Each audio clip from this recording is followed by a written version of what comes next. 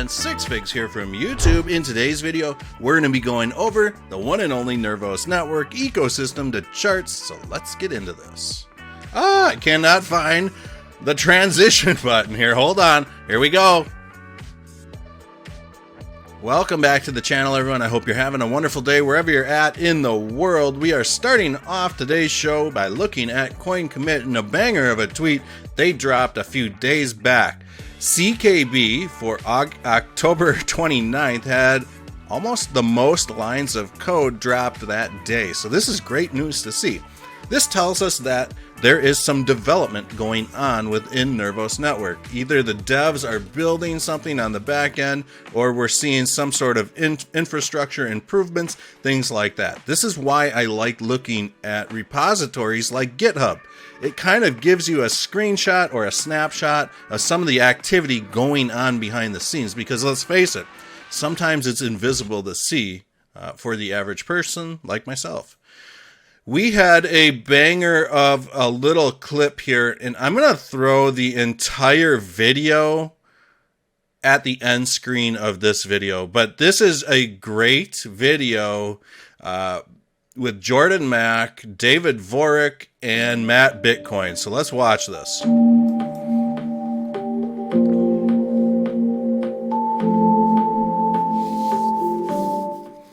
Bitcoin's goal is to be independently verifiable, and so when you have two blockchains and you're wondering which chain is the real chain, there's a very clean definition, which is just whatever chain has the most work, that's the real chain.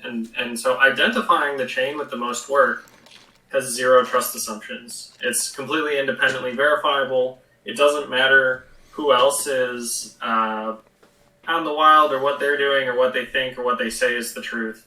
You know, based on the proof of work protocol, that the heaviest chain is the winning chain.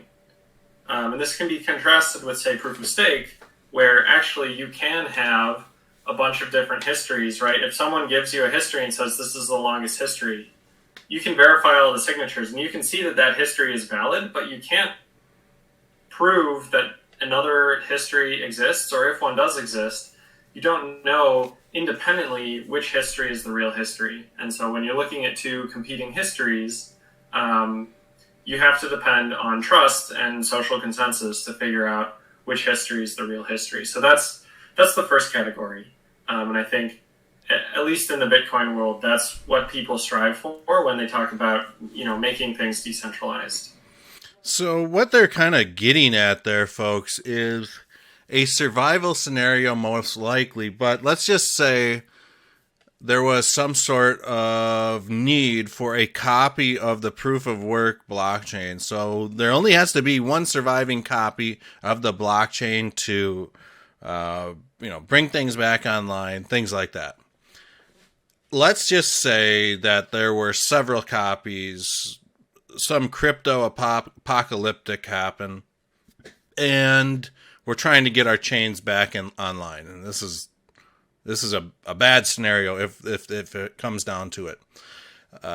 The proof of work, the most work wins out right away, because whatever the miners have done, there's nothing to really kind of FUD that information. But let's just say somebody has a proof of stake data of a blockchain, and they try to present it as like the most current, up-to-date data, when in actuality there could be another copy of the blockchain that has more data on it. There's no way to really tell which one is the right copy of the blockchain, or the most up-to-date or current one. So it's fascinating to think about this type of stuff. Like I said, I will throw this entire video at the end screen of this video, so you guys can check out the full video. But love the work that Jordan Mack put in, David Vorick, Matt Bitcoin. Forgive me, Matt, I don't know your last name, but I'm going to call you Matt Bitcoin. We've got some information here by Gen X Analytics. Now, this is stuff that gets me excited. When we start, and I'm going to make a point here. You know what? I'm going to make a point on this just after the next thing I'm about to show you, because when it comes down to what Nervos Network is actually about, it's not like a Solana or an Avalanche or anything like that. This is a chain that needs to champion the success, reliability, and ethics of other solid chains out there in the ecosystem, because these are the types of chains that Nervos Network is going to look to connect themselves to in the future. So when we hear about all these other chains, we should be saying, oh, hell yeah, you guys got some great tech. I can't wait for the day in a year, 5 years, 10 years, 15 years, that Nervos Network connects these ecosystems and acts as a hub between a whole bunch of other stuff. So when I'm seeing that all these other projects are passing these types of audits alongside Nervos, this makes me bullish, man. We should be celebrating Gamer. We should be celebrating Ocean, Bipro, Soku, Pay. Some of these I've never heard, but it gives me an idea of what to look into. And really, I've seen a lot of infighting, and I'm going to be very blunt about this, and I want to make this very clear. I'm not singling out anybody. I'm here for the Nervos community. I am part of the Nervos community. I've been doing videos on Nervos Network for damn near 2 years now. Think about that.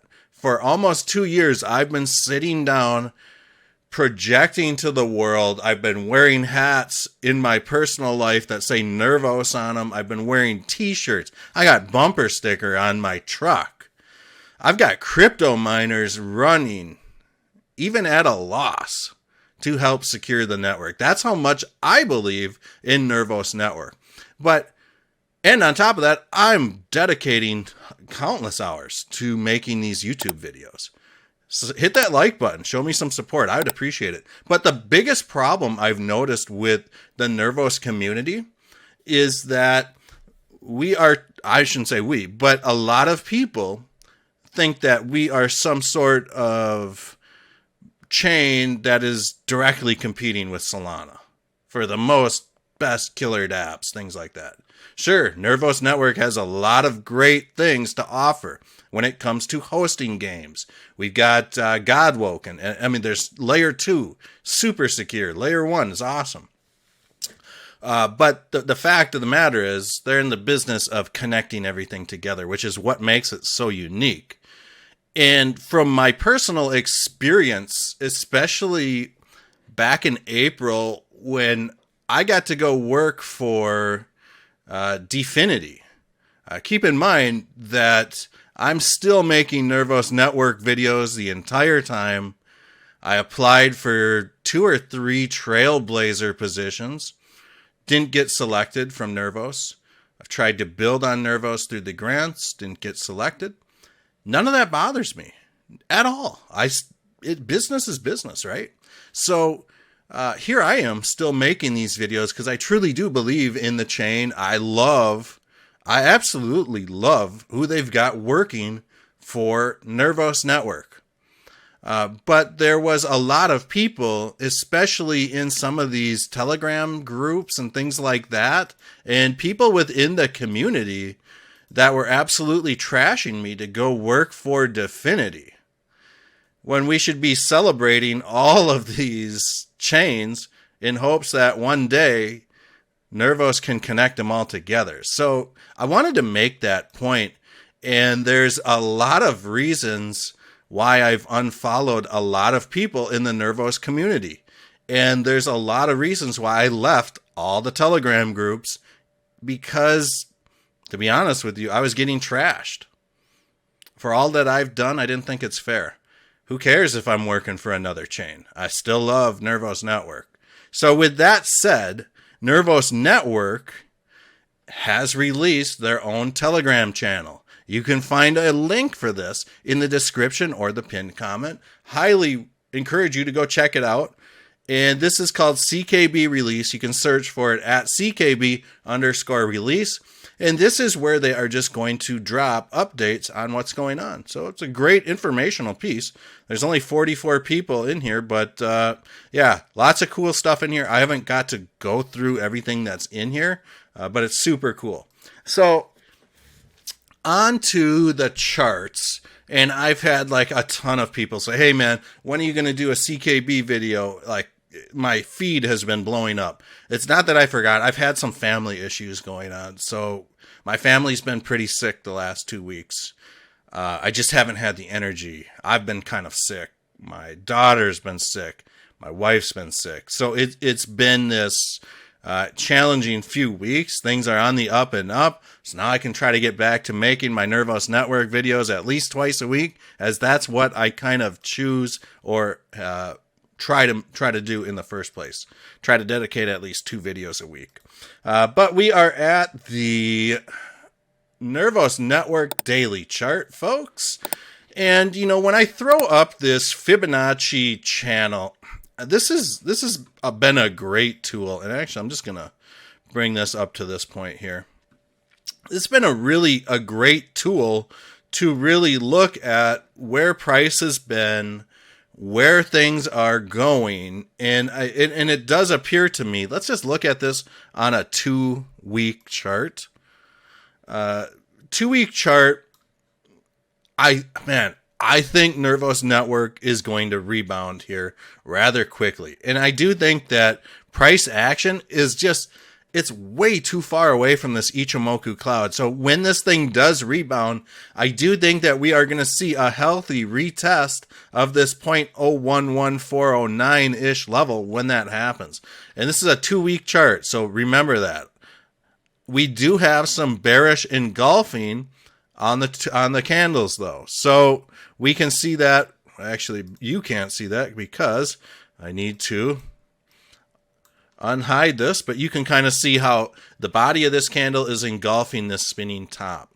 Spinning tops are great indicators that the market is looking to reverse. Here's a spinning top. Here's a few spinning tops. Here's another spinning top. Some more spinning tops. So I would like to see a little bit of a rally happen to turn this into a spinning top. Let's just look at the 2-day chart for data.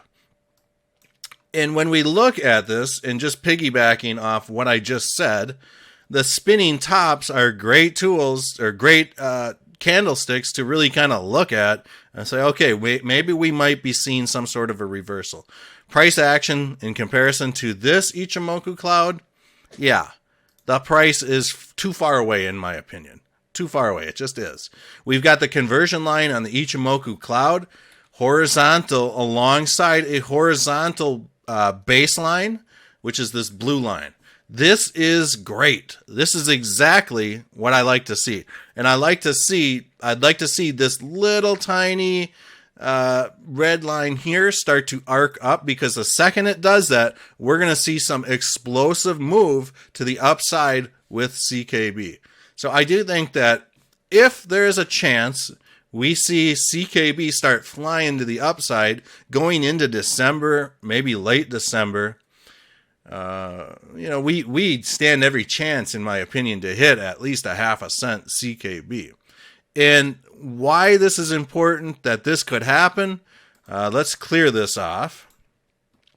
If that did happen, the one thing that I'm going to be looking for is some sort of a ascending triangle formation or something that looks like this. I want to continue to see these lows get higher. So I would like to see price kind of come up through here, maybe come back down into January, come back up, and then boom, off to the races.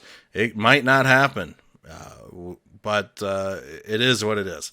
Let's take one more look at this, and then we'll look at what Nervos might be doing at like a 4-hour level. So here we go.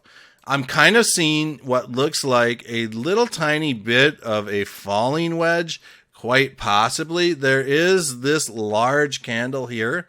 We're going to ignore that. I do think that could have just been some buy-in opportunity or something like that. But I do think that there could be this this falling wedge that may or may not be happening. We got a long wick here, but we got some support or resistance right here. So you know what? I do think, not financial or trading advice, none of this is, but I do think that there's a shot we'll see a reversal within the next few days, maybe to a week. Let's throw up a little Fibonacci channel, or excuse me, a little Fibonacci, and then we will look at some retracements here as well. So yeah, this, if we do see price start ripping back to the upside, this 0.00372 seems to be a challenging barrier for price. 0.0040, 0.0043-ish. Let's go ahead and just spin things to the bottom side here in case we see price fall out or break down or something. Man, I would hate to see price drop below the 0.00317-ish area. If it does look out, we could see a 0.002539. So it just is what it is. So I hope you guys enjoyed this video. Again, I will link to the Godwoken interview that we did with Eric Vanderwall, and I will also try to find that video of Jordan Mack, David Vorick, and Matt Bitcoin, and I will throw these at the end screens. Also, I'll link that Telegram group in the description as well. See you guys all in the next video.